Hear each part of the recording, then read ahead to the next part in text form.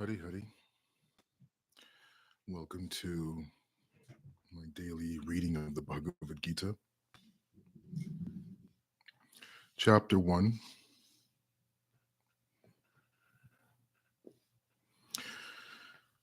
Dhritarashtra said, O Sanjaya, after my sons and the sons of Pandu assembled in the place of pilgrimage at Kurukshetra, desiring to fight, what did they do? Sanjaya said, O king, after looking over the army arranged in military formation by the sons of Pandu, King Duryodhana went to his teacher and spoke the following words. Duryodhana says, O my teacher, speaking to Dronacharya, behold the great army of the sons of Pandu, so expertly arranged by your intelligent disciple, the son of Drupada. Here in this army are many heroic bowmen, equal in fighting to Bhima and Arjuna, great fighters like Yuyudhana, Virata, and Drupada. There are also great, heroic, powerful fighters like Drishtaketu, Chekitana, Kasiraja, Purujit, Kunti Bhoja, and Shaibya. There are the mighty Udhamanyu, the very powerful Uttamauja, the son of Subhadra, and the sons of Draupadi. All these warriors are great chariot fighters. But for your information, O best of the Brahmanas, let me tell you about the captains who are especially qualified to lead my military force. There are personalities like you, Bhishma, Karna, Kripa, Ashvatthama, Vikarna, the son of Somadhatta called Bhurishrava, who are always victorious in battle.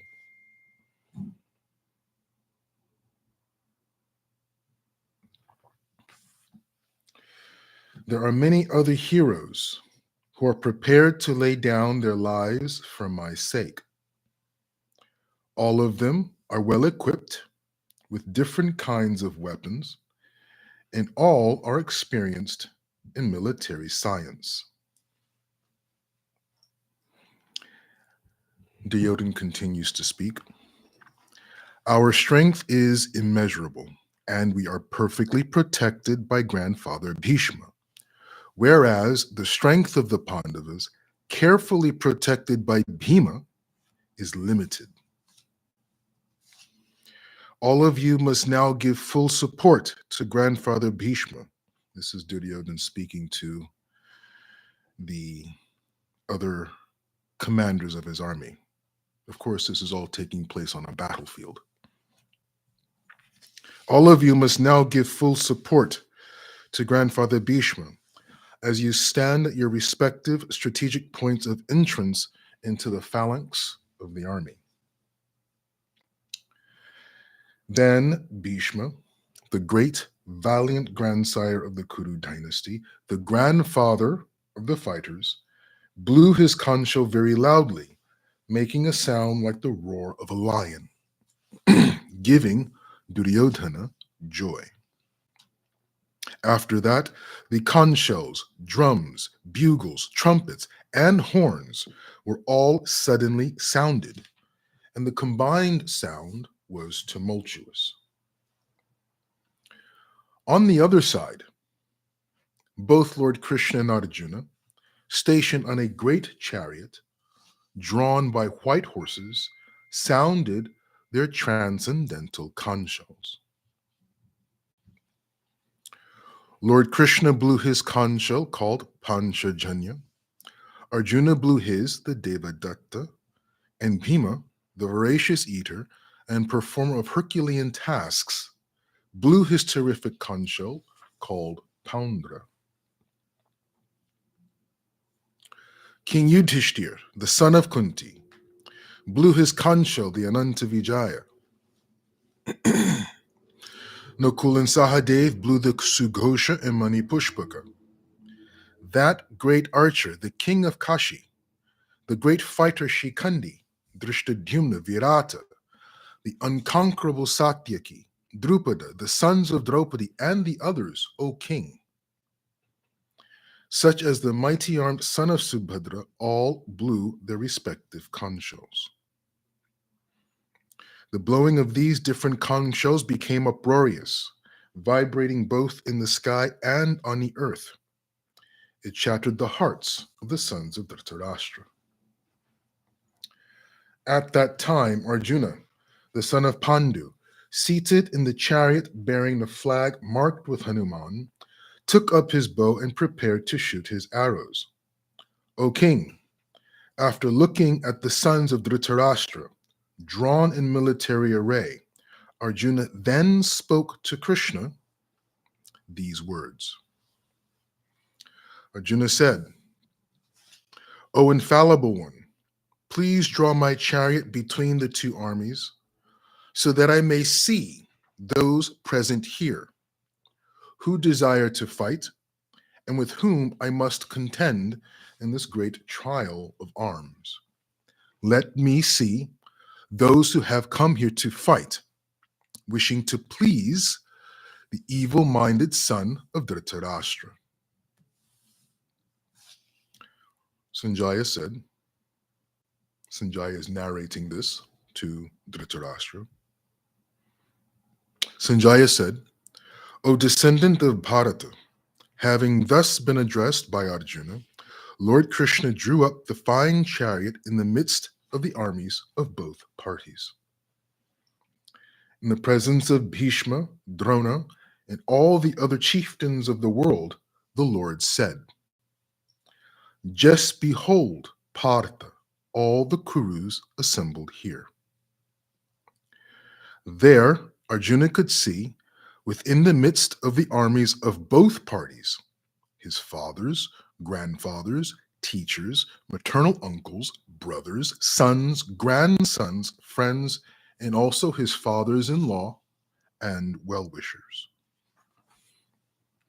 When the son of Kunti, Arjuna, saw all these different grades of friends and relatives, he became overwhelmed with compassion and spoke thus. Arjuna said, My dear Krishna, seeing my friends and relatives present before me in such a fighting spirit, I feel the limbs of my body quivering and my mouth drying up. My whole body is trembling. My hair is standing on end. My bow, Gandiva, is slipping from my hand, and my skin is burning. I am now unable to stand here any longer. I am forgetting myself, and my mind is reeling. I see only causes of misfortune, O Krishna, killer of the Keshi demon. I do not see how any good can come from killing my own kinsmen in this battle, nor can I, my dear Krishna, desire any subsequent victory, kingdom, or happiness. O Govinda, of what avail to us are a kingdom, happiness, or even life itself, when all those for whom we may desire them are now arrayed on this battlefield? O Madhusudana, when teachers, fathers, sons, grandfathers, maternal uncles, fathers-in-law, grandsons, brothers-in-law, and other relatives are ready to give up their lives and properties and are standing before me, why should I wish to unalive them, even though they might otherwise do so to me?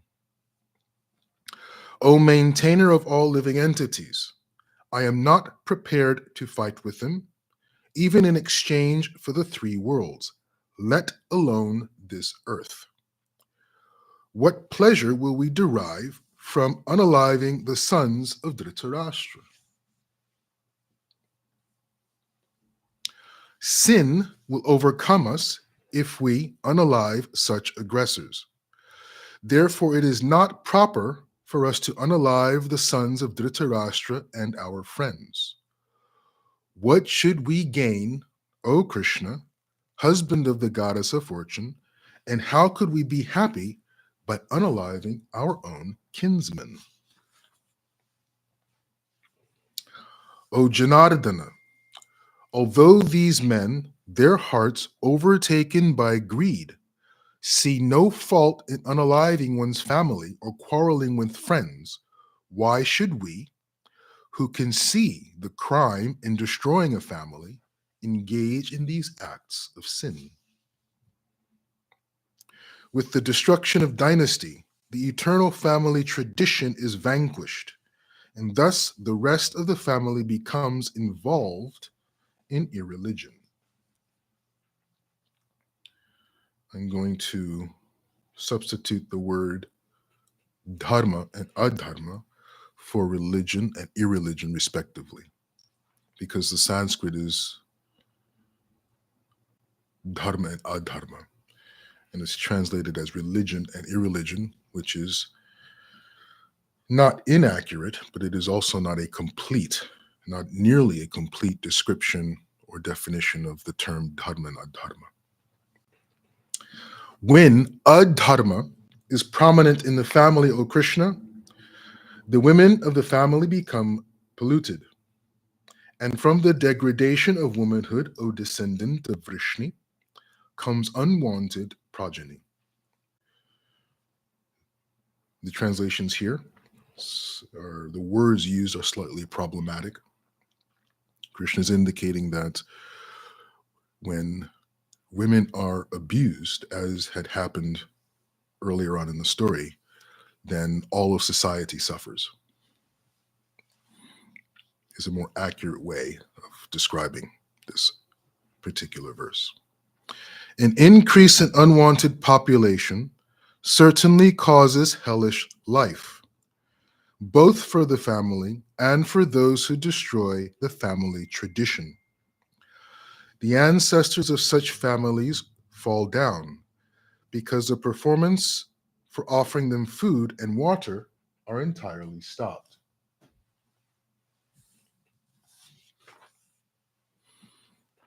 By the evil deeds of those who destroy the family tradition and thus give rise to unwanted children, all kinds of community projects and family welfare activities are devastated.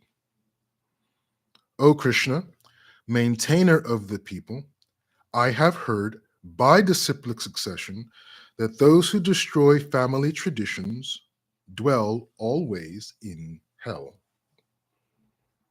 Alas, how strange it is that we are preparing to commit greatly sinful acts.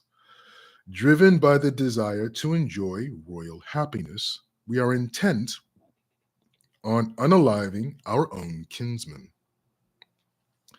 Better for me if the sons of Dhritarashtra, weapons in hand, were to unalive me unarmed and unresisting on the battlefield.